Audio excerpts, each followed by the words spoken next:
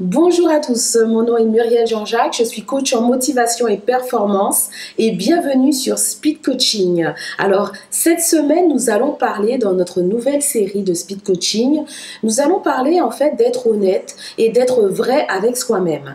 Alors, pourquoi je dis ça? Parce que souvent, il y a une partie de nous qui va agir par devoir, qui va agir par sacrifice, qui va agir parce qu'il faut faire quelque chose, il faut plaire aux autres, pour être gentil, pour pouvoir éviter de faire des vagues et en continuant comme ça justement, en continuant à ne pas être honnête avec nous-mêmes, à un moment donné, on ne se sent pas bien. C'est comme si on accumule, on a envie de dire des choses, mais on ne se permet pas de les dire. Alors, qu'est-ce qui se passe à ce moment-là? Eh bien, à un moment donné, cette partie de nous qui n'ose pas dire, cette partie de nous qui se dit « il faut que », cette partie de nous qui dit « vraiment, je ne veux pas faire de vagues », elle va commencer à nous bouffer notre énergie, elle va commencer à bouffer notre vitalité et faire en sorte qu'à un moment donné, on éclate, on se sent en colère. Cette culpabilité nous ronge tellement qu'on n'est plus capable de l'endurer. Et aujourd'hui, vraiment, je veux vous encourager à vous exprimer. Je veux vous encourager à être honnête avec vous-même pour permettre à cette partie-là de se libérer et d'éviter de vous faire du mal. Alors, pourquoi je dis d'éviter de se faire du mal? Parce que souvent, les symptômes qu'on va avoir par rapport à ça, justement, ça va être que on va commencer à manger pour compenser. En mangeant, on prend du poids, on devient plus gros, on devient plus imposant. Et qu'est-ce que ça fait? Ça veut dire qu'on nous remarque. Ça veut dire qu'on ne peut pas passer outre notre personne. Donc, inconsciemment, on peut prendre du poids juste parce qu'on a besoin d'exprimer notre parole, on a besoin d'exprimer notre pensée.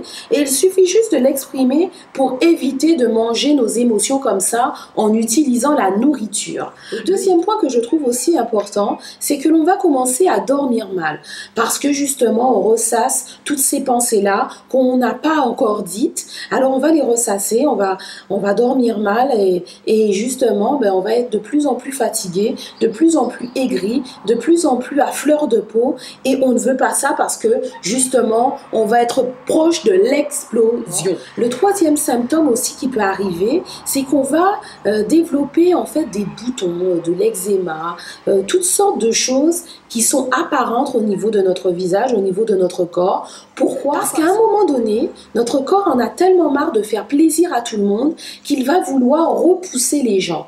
Il va se dire, en développant des pustules, en développant des boutons, les gens ne voudront pas m'approcher, ils vont me laisser tranquille et je pourrai enfin avoir la paix. Alors, vous ne voulez pas ça non plus parce que vous ne voulez pas ressembler à Quasimodo.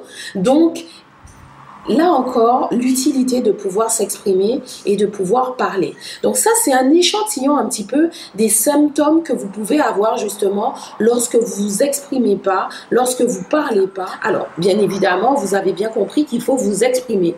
Mais vous pouvez pas vous exprimer n'importe comment parce qu'il y a des moments, vous en rendez même pas compte, vous savez pas quoi dire, exprimer et dire quoi. Mettre le point sur le problème. Vous avez du mal à mettre le point sur le problème. Alors, la première étape va consister à vraiment être honnête avec soi-même. Reconnaître qu'on a une émotion, reconnaître qu'on a quelque chose à dire et qu'on ne l'a pas exprimé. Donc, reconnaissance de l'émotion, reconnaissance de la parole non dite. 2, une fois que vous êtes honnête avec vous-même et que vous avez reconnu qu'il y a quelque chose à exprimer, essayez de comprendre un petit peu qu'est-ce qui cause ça. Pourquoi vous êtes comme ça? Donc le fait de comprendre le processus sans vous sentir victime, sans vous sentir responsable de tout, il faut remettre les choses dans le contexte. Ce que ça va vous permettre de faire, ça va vous permettre de clarifier vos idées. Parce qu'à ce moment-là, je peux vous dire, je suis sûre que vos idées, c'est un peu confus dans vos têtes. Il y a beaucoup de choses qui se passent et que vous n'arrivez pas à exprimer. Donc le fait de commencer à clarifier les choses en les écrivant, par exemple, vous allez pouvoir prendre du recul, vous allez pouvoir comprendre ce qui se passe dans votre tête. Troisième point, il faudra vous exprimer, il faudra parler.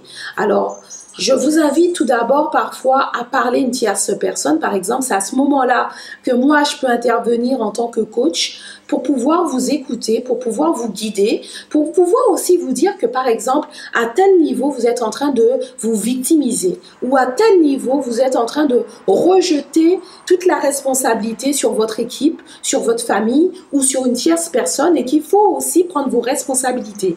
À ce moment-là, je pourrais vous guider pour clarifier vos idées, pour pouvoir voir aussi votre côté de responsabilité, le côté de responsabilité aussi des autres parties et pour pouvoir vous aider à redonner à chaque personne, à chaque protagoniste le poids, les responsabilités de chacun.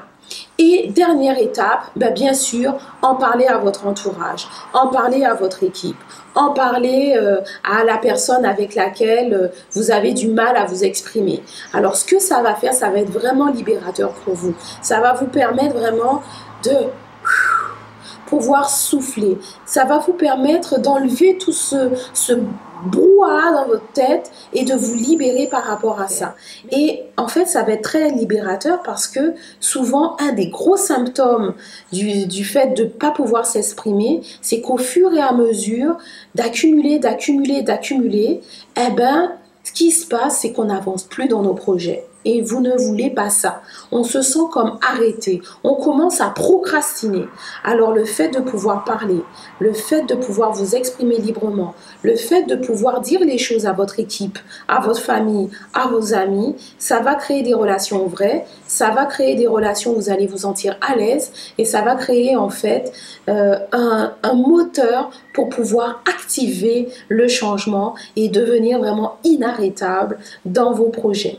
Alors j'espère que cette séquence va vous être utile et que vous allez pouvoir vraiment vous exprimer, vous allez pouvoir parler, vous allez pouvoir dire les choses et être enfin honnête avec vous-même. Si vous voulez avoir plus de détails sur le sujet, pouvoir savoir comment clarifier vos idées, vous pouvez toujours nous contacter à info@carutera.com et nous appeler pour prendre un rendez-vous pour une séance diagnostique. Je vous dis à la semaine prochaine et bon dimanche. Bye!